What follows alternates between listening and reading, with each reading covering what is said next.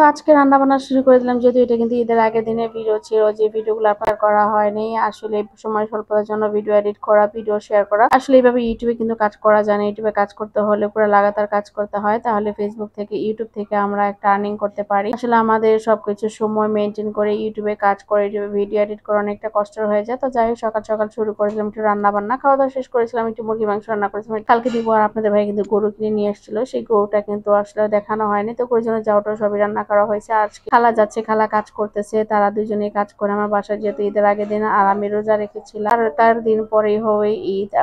আর তার জন্য আজকে হলো ঈদের আগের দিন। তো আপনাদের ভাই এসে আমায় কিছু বাজার সদাই কিনে নিয়ে আসছিল, এগুলো করে দিলাম। আর এই বাড়িতে কোথাও বেড়াতে পারিনি, কোথাও যেতে পারিনি, মানে মার্কেটও হয় নাই। আর এদিকে আমার ছেলে চিয়া সিড নিয়ে আসছিল, সে এটা নিয়ে এত পরিমাণ দুষ্টুমি করে, এখান থেকে সেখানে সেখান থেকে এখানে সবকিছু নিয়ে এসে 12টা বাজায় ফেলতেছে। আর এই তো এই ফাঁকে এখন আপনাদের শেয়ার করতে যাচ্ছি, আমার যে ফ্রিজটা ছিল সেই ফ্রিজটা পাল্টে কিন্তু আমার এই সাদা কালার ফ্রিজটা আনা হয়েছিল। আমি আপনাদের সাথে সেই ভিডিওটা ফুটেজ তুলতে পারি না, কারণ ভিডিওগুলো কি কারণবশত ডিলেট হয়ে গেছে। আর এই তো এখন আপনাদের ভাই নিয়ে এসেছিল বাজার, সেই বাজারের মধ্যে ছিল সেমাই। আর এই পোলাও গুলো ভুলে কিন্তু আপনারা এরকম সেমাই কিনবেন না, আপনাদের ভাইয়া বুঝতে পারেন। সেমাইগুলো এত ঝুরঝুরা ছিল যে রান্না করতে গিয়ে আমার মাথাটা পুরো হ্যাং হয়ে গেছে। আর চিনি নিয়ে আসছিল তো চাল, পোলার চাল, এগুলো হচ্ছে প্যাকেট পোলার চাল, যার জন্য আমি এই পোলার চালটা এখন ঢেলে রেখেছি, কারণ দেখা যায় রান্না বান্না করতে যখন যাবো তখন প্যাকেট থেকে মুশকিল হয়ে যাবে, তাই আমি এখানে রেখে দিচ্ছি ঢেলে ঢেলে। আর আমার বাবার বাড়ি থেকে যখন আমাকে পোলার জল দেয়, যখন সেই চিকন চিকন পোলার চালগুলো দেয়, আগলা পোলার চালটা, এটা হলো প্যাকেজিং। আমার কাছে মনে হয় প্যাকেজিং থেকে সেটাই ভালো, বেশি পোলারটা চিকন থাকে আর এটা মনে হয় মোটা থাকে, এটা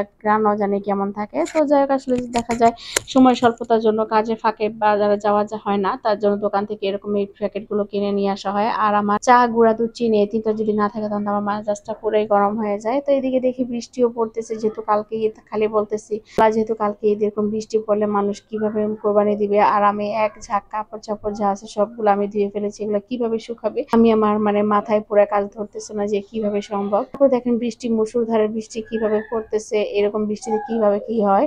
তো খালা চলে গেছে, খালাকে বলছিলাম বিকালে আসতে, কারণ আমার অনেকগুলো কাজ ছিল, ওইটা কাটাকাটি করে দিবে খালা, পিস টেস কেটে দিবে, যেহেতু কালকে ঈদ। তো এখন খালা আমাকে শশা কেটে দিচ্ছে, যেহেতু আজকে রোজা রাখছি। আর আমি দিদি কিছু ভাজা পোড়া করতেছি, যখন ভাজা পোড়া করি তখন মনে হচ্ছে যে সত্যি সত্যি এখনকার মনে হয় রমজান মাস চলতেছে আর কি। তো এই ফাঁকে কিন্তু ভাজা পোড়া করলে বাচ্চারা খেয়ে খায়, আর আমি একা খাবো না, যেহেতু ওরাও একটু খাবে, তার জন্য একটু বেশি করে নিয়েছি। বাচ্চারা ভাজা পোড়া খেতে খুব পছন্দ করে। তো কালকেও কিন্তু, তার আগের দিনও কিন্তু আমি ভাজা পোড়া করেছিলাম, যেহেতু দুইটা রোজায় রাখতে হয়। বললাম না, সেই ভিডিওগুলো সব আমার যে কিভাবে কি হলো আমার মাথায় ঢুকতেছিল না, কারণ সেই ভিডিওতে ছিল আমার, আমি যে ফ্রিজ নিয়েছিলাম সেই ভিডিওর ফ্রিজটাও ছিল সেখানে। তো এরকম ঘুরে সবাই কিন্তু আমার কাছে অনেক ভালো লাগে। এটা আমার বান্ধবীকে দিয়ে নিয়ে এসেছিলাম, এই গুড়গুলো পুবাল থেকে, মানে নরসিংদী থেকে। এই গুড়টা অনেক মজা, তো সেই গুড় দিয়ে কিন্তু পুরাটা রোজায় পার করেছিলাম, মানে রোজার অর্ধেকটা পার করেছিলাম। আর যেহেতু আজকে রোজা রাখেছি, তো আজকে ভাবলাম যে এই গুড় দিয়ে আমি শরবত বানাই। আর এদিকে একটু ভাত চড়াই দিয়েছি, যেহেতু আপনাদের ভাই এসে খাবে। সরি, ভাত না, এটা হলো আপনার গরুর জন্য যাও রান্না করতে দিছি। আর আমার খালা একটু কাটাকাটি করে গেছে, একটু মশলা ভেজে গেছে। আমার ওই দিন এত পরিমাণ মাথা ব্যথা ছিল, যার